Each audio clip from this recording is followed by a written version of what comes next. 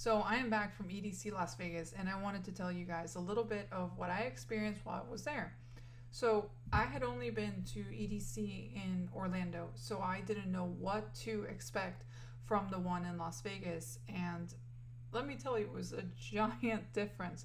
It was great. It was really fun. If you're all about EDC, then you should at least go to this one once, which is pretty much what I told my friends. I gotta try EDC Las Vegas at least once and see how I like it.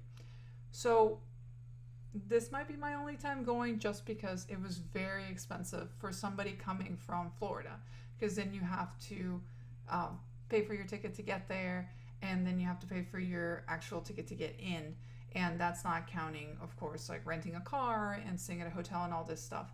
I was able to stay with my friends, so that really helped the expenses. So that's something to keep in mind, and especially if you're not going to go with general admission, which is already expensive, VIP gets very, very pricey very fast. If you consider everything though, you're paying for a bunch of DJs all at once, so the price didn't really bother me as much because I was getting to see a bunch of people that I would never see all at once. So this was a great opportunity. Though, there's a couple of things that I wanted to point out. EDC Orlando has a much smaller amount of people that go to it, which makes it a lot easier to go to different stages. It makes it a lot easier to spread your time and be able to hit at least two of the main stages when you have two of the bigger headliners, and you don't feel like you're having to run and really pick which people you're going to see. Yes, sometimes two people that you want to see happen to be at the same time, but it seemed like with EDC Vegas, we pretty much had to flip a coin and see who we're going to miss and then who we're going to see, so that made it a little bit complicated. That's more of my issue though. So when you go to EDC Las Vegas, the one thing that you should know is you are dealing with a much larger crowd, and it is much hotter than it is in Florida. EDC in Orlando usually happens in November, which means if you are in costume or you happen to have something complicated like I usually wear, it doesn't get as hot. I mean, it gets humid. Yes, Florida's humid. It's always humid, but it's not as hot as it was in Vegas this time. Vegas had some record highs. I mean, we were dealing with high 90s and low 100s at night, which is very, very hot. But you're also dealing with a place that has zero humidity pretty much most of the time compared to Florida. So it wasn't as bad. It was weird because it would get breezy and you would sweat a little bit and it would dry. So that was a good thing, but it was very hot. Staying hydrated was a must, and that was something that I made sure that all my friends and I had enough water at all times. So no joke, if you're going to the Vegas one, please have some water. It pretty much made it so we weren't drinking at all because I was so dehydrated most of the time, but having a camelback backpack pretty much with water on you was an excellent idea. So if you can get one of those, I would say go for it. And there's watering stations in, at least I think those in two places, but I saw it in one place all the time, and it's worth getting something like that, or a bottle of water or something, just because you're going to be dehydrated, especially if you're going to be jumping around. The other thing is if you happen to have a company like T-Mobile or Sprint, your phone will probably not work. So mine didn't work at all. We tried to use something called Fire Chat for a bit, which works off of Bluetooth.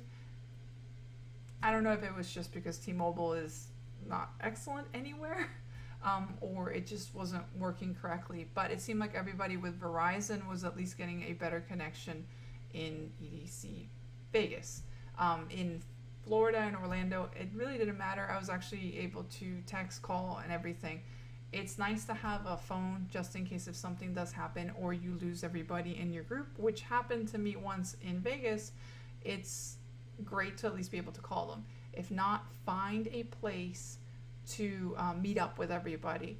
Try to pick a place that you're going to remember and it's going to make sense to everybody. Just don't say under the owl, because there happens to be multiple owls, and it's, yeah, just be safe about that stuff. The other thing is EDC Las Vegas. I think this wasn't really EDC's fault, but I'm going to mention it anyways. The amount of trash was disgusting this year.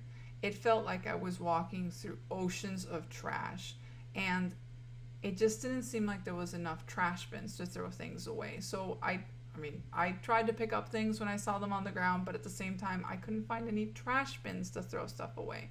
By the second day, things got a little bit better, but throughout the event, it just seemed like they were lacking trash bins to put stuff away.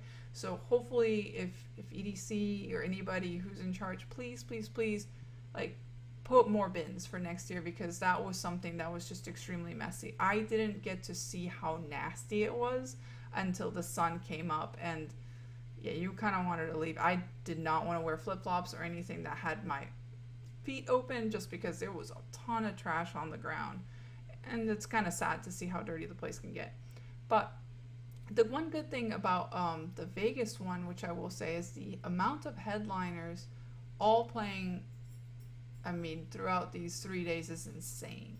And then you get a third day. That's the other thing. EDC Orlando only has 2 days. So then that comes down to, can you dance around for 3 days, or can you only do 2? My limit seems to be 2, just because I got really, really hot, really tired, and I think I was done. But you could be the type of person that can dance a whole week and it's not a problem. So that's something to think about if you want 2 days or you want 3 days, or you can just sell your ticket like some people were for Sunday. But there's a ton of differences between both of them, but it really comes down to expenses, the size of people, and the type of show you really want to see. EDC Vegas has fireworks like pretty much every time the beat drops. It was insane. The amount of firepower that was being exploded in front of you was awesome. The structures, the actual stages, insane. The dragon, the owl, all this stuff was just crazy. They did an amazing job creating everything, and it was an experience of a lifetime. It was something that I will say, it was great. It was a bit expensive, but at the same time, I think it was worth it.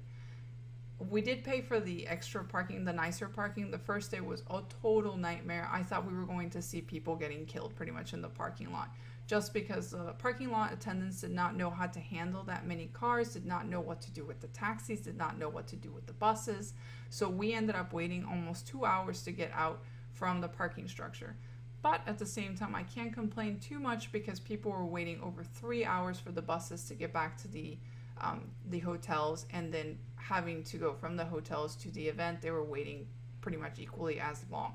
So I can't fully complain 100% about that, but I will say good job EDC Vegas for having corrected that problem by the second day. I saw a huge change. Everything made a lot more sense. Another thing, I will point this out, sometimes this happens with the Orlando one, but I think it's a smaller event, so it's a bit easier to keep everybody up to date. When we asked for the VIP lanyards, nobody was able to tell us where to go get them, and they sent us all over the place, different staff members, back and forth looking for VIP lanyards, which we didn't find until last minute, which is fine. We were able to take them home and everything, but I wish the staff people were a bit more informed. Everybody seemed to kind of have different information, so that was a little complicated trying to get the right info on that one. But overall, everybody's really nice. It's really fun. Both events are totally worth going. It just comes down to, are you more of an East Coast person or a West Coast person? And then it comes down to how much money you want to spend and how many days you want to dance. So overall, excellent experience.